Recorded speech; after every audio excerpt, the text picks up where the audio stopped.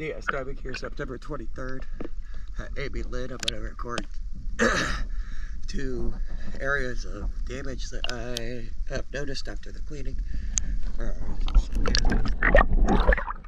there is the hard growth or whatever, a little bit of paint has chipped off. That is the larger of the 2 I noticed.